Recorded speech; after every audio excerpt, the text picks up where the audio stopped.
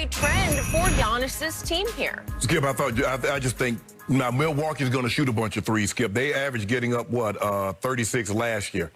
No, actually, they got up 39 threes last year, which was fourth most in the league. The league average is about 34 threes. So are they going to get up 51 a game? Probably not. They'll probably get up somewhere what they normally got last year because that's the only way to really open up the floor and let Giannis have lanes to go one-on-one because everybody's condensing the lane, especially come playoff time, says, you can't come in here. Have a sign, keep out. So the more they can make these shots, the better it's going to be for Giannis. But do I think they're going to make 29 threes again? No. I don't. I do not. And everybody made one except Giannis. So for me, Skip, I just think this was an incredibly hot night. I just wish they could have made 30. Because that way, because if somebody's going to make 30, you want to always be the first to get to around magic numbers. Skip, you remember when somebody, the first one that made 10 threes in the game, but then you make 20. And then so now you want to make 30. The first made 30 threes in an NBA game. But when I saw the score, I'm like, well, damn, 100. I didn't get that many points. You know, I'm like, I didn't get that many points. So I like, Giannis must have went off because I wasn't watching the games. So I was like, well, Giannis must have went off. And then, first thing I do, I go to Giannis. I'm like, hell, he only had 9 points. Well, did Chris Middleton go for 60 or something, Skip? And then I go to threes. I'm like, 29? Yeah, Skip, you probably going to lose the game by a whole lot if a team get damn near 90 points on 3-point shots. You're probably going to lose by that 30 to 40. They lost by 47. But do I believe this will continue? No, I do not believe this will continue. So you're going blip, not trend. Blip. I will say this. If in the playoffs this team can make 29 threes a game, they will wipe up the league. They will win every playoff game, everybody. and they will make Giannis an NBA champion. Yes. Here's the great irony of what happened last night. Giannis had his lowest point total since December 22nd of 2018, when he also scored a grand total of 9 points, as he did last night. And the great irony is he was the only one, as you point out, who didn't make a three. He tried 2 and missed both of them. Right. His starting lineup, look at these numbers. Middleton made 4, and Brook Lopez made 3, and DiVincenzo made 5, and Drew Holiday, the newest buck, made 6. Yes. So those 4 guys combined to go 18 of 27 from 3. Well, that's just unbeatably Well, you're great. probably going to lose the game if they just do just that. Those guys. Just those guys. So the point is, all you need to know, and I'm with you, this is nothing but a blip. Just a couple of nights back, Sunday, Madison Square Garden, this same Bucks team shot a grand total of 7 of 38 from 3 and lost to the lowly Knicks by 20 points. Yes. 7 of 38, that's 18%. So they go from making 18% to, 57% and setting the all-time NBA record over a 2-day span. And if you can explain it, you should go to Vegas because you can get rich quick. No. Because you can't explain it. They just got hot. Actually, too often, the NBA and college basketball also, they're just three-point shooting contests. Right. If you have that night, that magical night where it's just contagious, it's leaving your hand, it just feels pure every time it leaves your hand, you're going to win. I was up for watching on TNT the second game last night, which was Pelicans. I love the Pelicans, as you know, at Phoenix. Right. What happened? Phoenix was just bombing from 3. He shot him out the building. The Pelicans were horrendous from 3. So they outscored them 16 by plus 16 at the three-point line, which is times 3. So it's 48 points. Right. So what do you think's going to happen? And what happens, Skip, is that one team starts making threes, and you like, well, I might as well try to get on the action for the other team, and you missing. And so the next thing you know is 3, 6, 12, boom, boom. You call timeout, but you're down 20. And they lost by 25. It's over. And it didn't feel like that. And I thought, actually, Zion played pretty well and scored his 20 points on a very efficient 7 of 9 shots. Right. And it didn't matter. It had 0 impact because he's not shooting and making 3-point shots. And they were. Phoenix was just buying. And it wasn't even Devin Booker who was doing it. It was everybody. Right. And because you look at the Heat last night, Skip, they attempted 37 threes.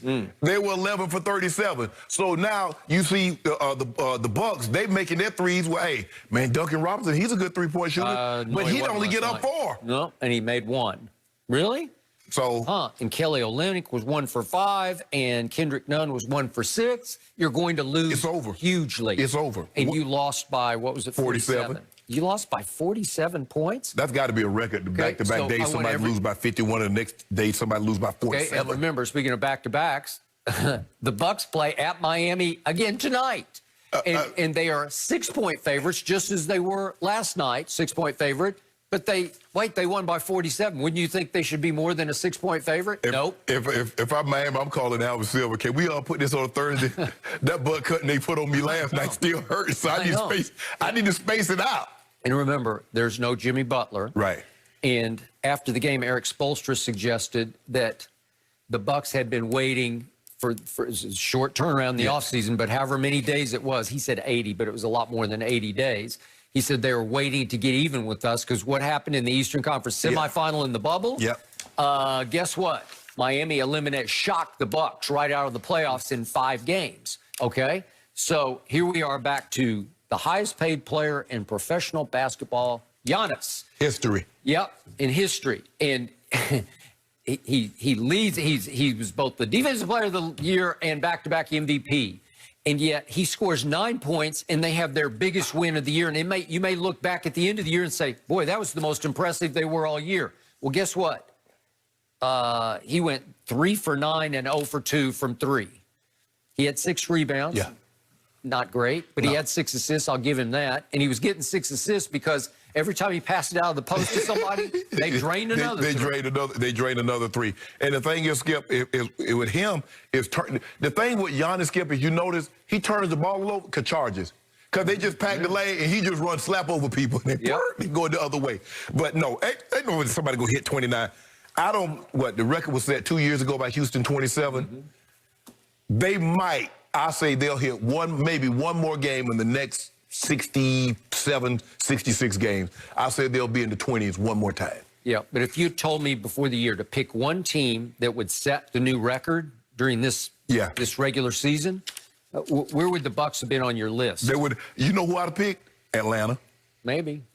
Yep. With Trae Young and Bogdan, somebody like that. I'd have picked a team that got a bunch of, not Milwaukee. Well, I'd still have to put Houston in the mix just because so many of them. Plus James Harden. Yeah. Because James Harden can literally he can make 10 or 11 himself. He can. So, especially coming off Sunday night where they lost by 20. Yeah. What odds would you have given on 29 threes last night? You'd bet the ranch against I would have never bet Milwaukee would have been the team to hit that many. If you tell me with Steph and Clay comes back healthy next year, somebody hits that many, okay, yeah. Because we know those two guys can catch fire, they can make it. Atlanta with Trae Young and Bogdan, okay, they can make it. But not Milwaukee, no. And then I saw a video and heard that Steph Curry had made 105 straight threes in practice. Yes. Catch and shoot from the corner. He did. Did you see that? I did. I found it hard to believe, except that guy, he's the only human, I would say. And then Steve Young said he choked. He couldn't even make 106 in a row. Is that what he said? Okay. But yeah, I mean, first of all, I guarantee you there's not another man on the planet or ever walked the planet. If you gave him 106 attempts, he ain't making 80 of them. This man made 105 in a row. And yet, they did win last night at Detroit, but they haven't been very good so far. And he has not been very good from 3. I looked it up last night. Now, I didn't jot it down, but I think he's 33% during games. Yeah, so it's not translating into the game. He get that stroke right. Hey, if you can just sit there and they just keep whipping the ball right back to you and you don't have to move at all, just bam, bam, bam, he can do that. Well, the thing is that you got to keep a eye on. You got to stay connected.